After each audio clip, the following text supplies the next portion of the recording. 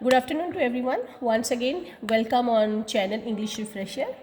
तो आज हम आपके साथ डिस्कस करेंगे फॉर्मल लेटर्स। जैसे कि 11th and 12th class specially JK BOSE की बात करें तो वहाँ पर जो फॉर्मल लेटर है वही इनकी सिलेबस में इंक्लूड किया गया है। 12th में दो तरह के लेटर्स हैं और 11th में एक ही तरह का लेटर है, उन्होंने ऐड किया है। तो मैं आज आपको फॉर्मल लेटर्स का कंसेप्ट बता देती हूँ और इसके जो स्टेप्स हैं कि फॉर्मेट बता देती हूँ कि हमें किस फॉर्मेट के तहत चलना चाहिए फॉर्मल लेटर्स को लिखते हुए और क्या चीज़ें अवॉइड करनी चाहिए। ये 6 या 7 मार्क्स का आपको क्वेश्चन पेपर में मिल जाएगा, ये डेफिनेटली आता है। अगर एक बार आप फॉर्मेट इसका पैटर्न समझ लोगे तो आप बड़े आसानी से ये फॉर्मल लेटर इन फ्यूचर भी आप फ्रेम कर सकते हो। तो let's start with the concept. A formal letter is a letter written in a polite, respectful and official way. Means formal letter जो होते हैं वो लेटर्स होते हैं, लेटर्स आप जिसको पत्र बोलते हो वो लेटर्स होते हैं जो बड़े ही पोलाइट तरीके से, एक रिस्पेक्टफुल मैनर से और ऑफिशियल मैनर से लिखे जाते हैं।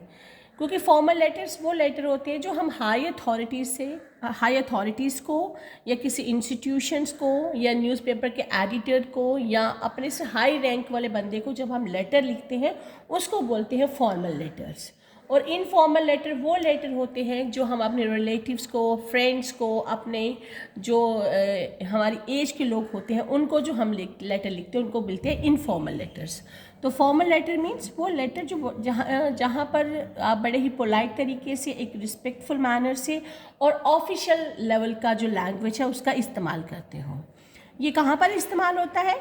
It is used when we write to offices. ये फॉर्मल लेटर हम कहाँ पर लिखते हैं? मैंने आपको पहले भी बोला है, जब हमें किसी ऑफिशियल लेवल पर लिखना हो, किसी हाई अथॉरिटी को लिखना हो, किसी इंस्टीट्यूशन को लिखना हो, या न्यूज़पेपर के एडिटर को, या आप प्रिंसिपल्स बोल सकते हो, वो मतलब चेयर को लिखना हो जब हमने, और किसी भी ऑर्गेनाइजेशन को जो हमने लेटर लिखने हैं उसको फॉर्मल लेटर मिलते हैं। और फॉर्मल लेटर्स के फीचर्स क्या होते हैं? Formal letter uses formal language. जब हम फॉर्मल लेटर लिखते हैं तो वहाँ पर हमने फॉर्मल लैंग्वेजेस मतलब एक पोलाइट और रिस्पेक्टफुल लैंग्वेज का इस्तेमाल करना है। कोई भी स्लैग्स या शॉर्ट फॉर्म्स, हमने एब्रीवेशंस का वगैरह का इस्तेमाल नहीं लिखना है। हमने जो भी सेंटेंस लिखना है उसको बड़े ही तरीके से, इस तरीके से लिखना है कि हम ये हमारे जहन में रहना चाहिए कि हम हाई अथॉरिटी को लिख रहे हैं। और इसका एक प्रॉपर फॉर्मेट होता है, उसके कुछ स्टेप्स होते हैं जो मैं आपको आगे बताऊंगी, वो फॉलो करने हैं। आपका जो कंसेप्ट है कि आप किसके लिए लेटर लिख रहे हो, आपका कारण क्या है, वो बिल्कुल क्लियर होना चाहिए, टू द पॉइंट होना चाहिए। आगे पीछे की कहानी हमने नहीं लिखनी है। और हमें यहाँ पर अब अगर हम हाई अथॉरिटीज़ को लिख रहे हैं तो इट मीन्स हमें रिस्पेक्ट शो करनी है। तो ये कुछ फीचर्स हैं फॉर्मल लेटर को जब आपने लिखने हैं, अपने दिमाग में रखने हैं। अब फॉर्मल लेटर्स किस तरह से हो सकते हैं? जैसे कि अगर आपने एप्लीकेशन फॉर लीव्स और जॉब, अगर आपने लीव अप्लाई करनी है अपने ऑफिस में या जॉब के लिए आपने जो लेटर लिखना है वो भी फॉर्मल लेटर में आता है। पर जब हम जॉब के लिए लेटर लिखते हैं उसके लिए हम एक रेज्यूमे भी लिखते हैं जो आपको सेकंड टाइप में आ जाता है। अगर जो कंप्लेंट लेटर्स होते हैं कि कहीं पर पोल्यूशन है, ट्रैफिक है, इस तरह के लेटर्स अगर आप लिखते हो हाई अथॉरिटीज़ को तो उसको कंप्लेंट लेटर बोलते हैं। अगर आपने किसी न्यूज़पेपर के एडिटर को कोई लेटर लिखना है, आपने कोई प्रॉब्लम बतानी है तो वो भी फॉर्मल लेटर्स में आ जाएगा। और अगर आपने अपनी किसी हाई अथॉरिटीज़ को कोई रिक्वेस्ट करनी है वो भी फॉर्मल लेटर्स में आ जाएगा। अब हम देखेंगे कि फॉर्मेट क्या है, इसका पैटर्न क्या है। अगर हम इस पैटर्न को फॉलो कर लेते हैं तो you will definitely get 6 marks. कुछ ऐसा इतना बिल्कुल टफ नहीं है, ये आपने अपनी लोअर क्लासेस में किया हुआ है। सबसे पहले जब भी हम फॉर्मल लेटर फ्रेम करते हैं तो यहाँ पर ये जो लेफ्ट साइड है, सपोज करो पेज की, यहाँ से आपने अपना एड्रेस, मैंने पहले लिखा है कि सबसे पहले सेंडर का एड्रेस। अगर मैं किसी हाई अथॉरिटी को या न्यूज़पेपर के एडिटर को या प्रिंसिपल को लेटर भेज रही हूँ तो सबसे पहले यहाँ पर आ जाएगा मेरा एड्रेस, सेंडर का एड्रेस जो लेटर भेजता है। उसमें आपने अपना एड्रेस लिखना है, अपने शहर का नाम लिखना है और तारीख लिखनी है। और सेकेंड पॉइंट आ जाता है इसका रिसीवर एड्रेस, कि जिसको हम ये लेटर लिख रहे हैं। पहला है जो लेटर लिख रहा है उसका एड्रेस, और दूसरा है जिसको लेटर लिखा जा रहा है उसकी डेजिग्नेशन। अगर प्रिंसिपल को लिख रही हो तो द प्रिंसिपल आएगा, अगर न्यूज़पेपर के एडिटर को लिख रही हो तो द एडिटर आएगा। इस तरह से उसकी डेजिग्नेशन लिखनी है। और फिर अगर न्यूज़पेपर के एडिटर को लिख रही हो तो आप लिखोगे द हिंदुस्तान टाइम, इस तरह से द डेली एक्सेलसियर। इस तरह से आपने उस ऑफिस या ऑर्गेनाइजेशन का नाम लिखना है और उसका एड्रेस लिखना है कि जम्मू में है, दिल्ली में है, व्हाटएवर, वो चीज़ आपने लिखनी है। ये आ गया सेकंड पॉइंट। थर्ड पॉइंट होता है इसमें सब्जेक्ट। आपने सेंडर का अपना भी एड्रेस लिख दिया, जिसको भेज रहे उसका भी एड्रेस लिख दिया। थर्ड पॉइंट आ जाता है सब्जेक्ट। सब्जेक्ट में क्या होता है, one clear line stating the purpose of the letter. Subject में क्या आता है, एक ही लाइन में आपने अपना पर्पस लिखना है कि आप किस चीज़ के लिए लेटर लिख रहे हो। अगर कंप्लेंट लेटर होगा तो वो भी यहाँ पर एक ही लाइन में ख़त्म हो जाएगा कि मैं पावर शटडाउन है या पावर रेगुलर बेसिस पर फ्रीक्वेंटली बहुत ज़्यादा काटी जा रही है तो, या पोल्यूशन से रिलेटेड है या ट्रैफिक जाम है, तो वहाँ आपने वो जो सब्जेक्ट है वो एक ही लाइन में आपने उसको क्लियर करना है।